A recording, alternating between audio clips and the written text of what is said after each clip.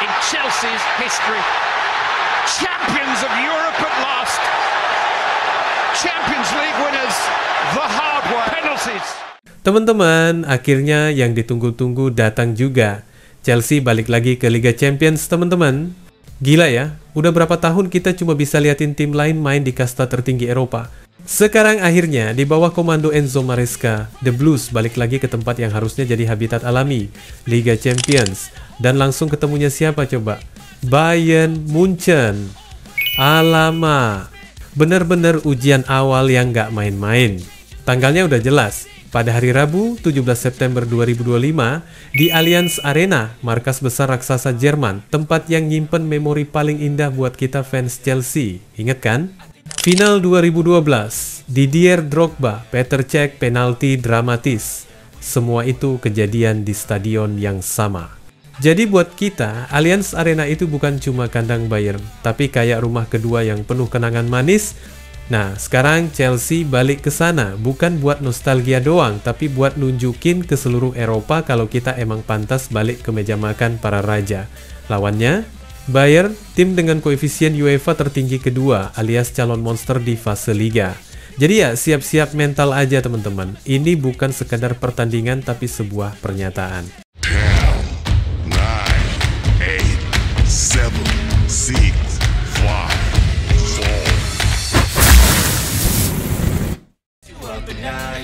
Make all the demons quiet, yeah. We were built to thrive, yeah. I think that we've all had enough. Keeps you up at night, yeah. Make all the demons quiet, yeah. Teman-teman, sebelum kita ngebahas gimana jalannya laga nanti, coba kita mundur dulu bentar ke belakang, biar vibes-nya makin kerasa. Allianz Arena tuh punya cerita spesial banget buat Chelsea. Tahun 2012, final Liga Champions, semua orang udah nganggep Chelsea bakal tumbang. Main di kandang Bayern, timnya isinya bintang semua, atmosfernya gila. Tapi apa yang terjadi? Drogba muncul jadi penyelamat, sundulan mautnya bikin kita hidup lagi, terus di penalti penentu dia yang ngasih trofi pertama Liga Champions ke Stamford Bridge. Itu sejarah teman-teman. Malam yang gak bakal dilupain sama fans Chelsea seumur hidup.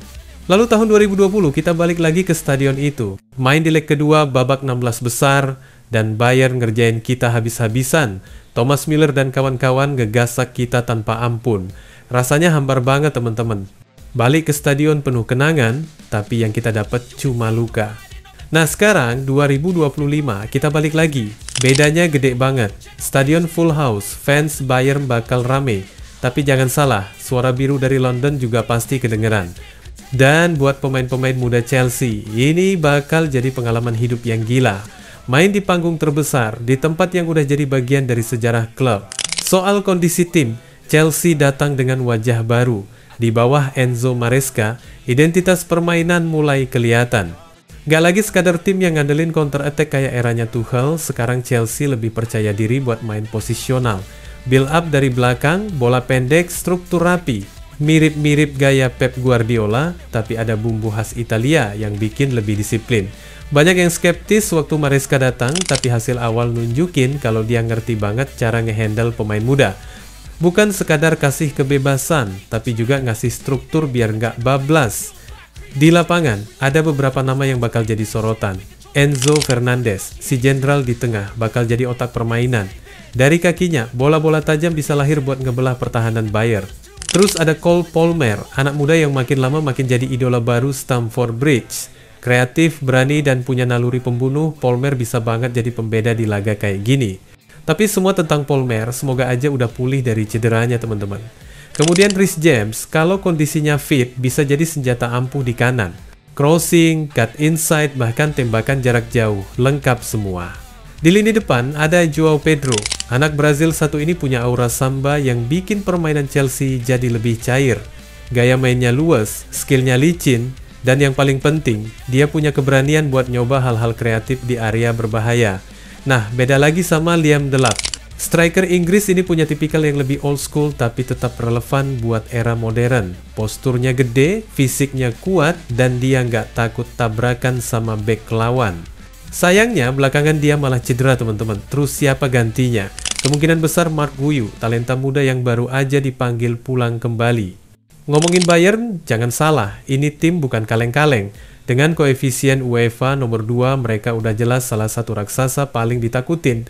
Mentalitas mereka kebentuk dari tradisi panjang. Stadion penuh fans fanatik juga jadi senjata tambahan.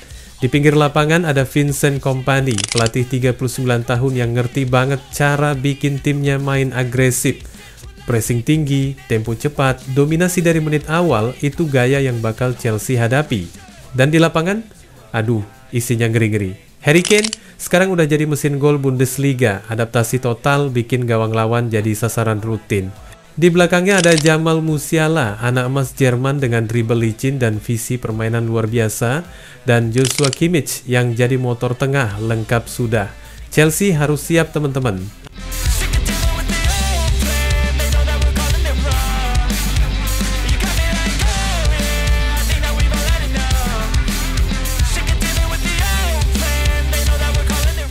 Bayangin jalannya pertandingan, begitu peluit pertama dibunyikan, Bayern langsung tancap gas. High press, tempo super cepat, semua diarahkan buat bikin Chelsea panik. Allianz Arena bakal bergetar. Chelsea harus bisa keluar dari tekanan itu. Bola harus dialirkan dari belakang dengan tenang lewat kiper ke back lalu ke Enzo Fernandez. Kalau bisa lepas dari pressing, Pedro atau Garnacho bisa langsung dapat ruang buat nyerang. Duel-duel kunci bakal muncul di mana-mana. Enzo Fernandez ketemu Joshua Kimmich di tengah, duel otak sama otak, siapa yang bisa ngontrol tempo. Di depan Joao Pedro ketemu Dayot Upamecano, duel fisik lawan skill. Sementara di sayap kanan, Reece James harus siap berhadapan sama Alphonso Davies. Itu bakal jadi battle dua fullback super atletis teman-teman, kayak nonton lomba sprint plus adu fisik. Masuk babak kedua, kemungkinan Bayern masih dominan, tapi disitulah Chelsea bisa bahaya. Dengan serangan balik cepat, Pedro dan Garnacho bisa jadi senjata buat nyuri gol. Kalau Maresca pakai 4-3-3, Chelsea bakal coba overload di tengah biar Palmer dapat ruang. Tapi kalau kepepet, formasi bisa turun ke 4-2-3-1 biar lebih solid nahan Bayern. Dan jangan lupa, Liga Champions itu panggung drama, apa aja bisa terjadi. Bisa aja Bayern nyetak gol cepat dan bikin stadion pecah, tapi Chelsea bisa balas lewat Pedro atau malah Guyu yang main penuh dendam pribadi. Bisa juga VAR tiba-tiba jadi bintang utama, ngasih penalti di menit akhir, bikin tensi makin panas. Atau malah skenario paling klasik, gol di injury time, entah Chelsea yang nyuri poin berharga, atau Bayern yang bikin kutukan baru buat tim Inggris. Soal prediksi skor, gua realistis aja, main di Allianz Arena itu super berat. Bayern punya segala faktor buat menang. Jadi skenario paling masuk akal, Bayern menang 2-1. Mereka dominan, tapi Chelsea masih bisa nyuri gol lewat serangan balik. Tapi kalau pakai kacamata optimis fans Chelsea, siapa bilang nggak bisa kejadian keajaiban? Bayangin skornya 1-2 buat keunggulan Chelsea. Drama heroik ala 2012 keulang lagi, kali ini penyerang lini depan yang jadi pahlawan. Atau mungkin juga imbang satu sama, hasil yang netral tapi tetap berharga banget buat Chelsea. Karena bawa pulang poin dari Jerman itu ibarat emas. Intinya teman-teman, apapun hasilnya nanti, ini bukan sekadar pertandingan tapi pernyataan. Chelsea udah balik ke Liga Champions, balik ke panggung para raja. Stadion yang pernah jadi saksi sejarah siap nyambut kita lagi.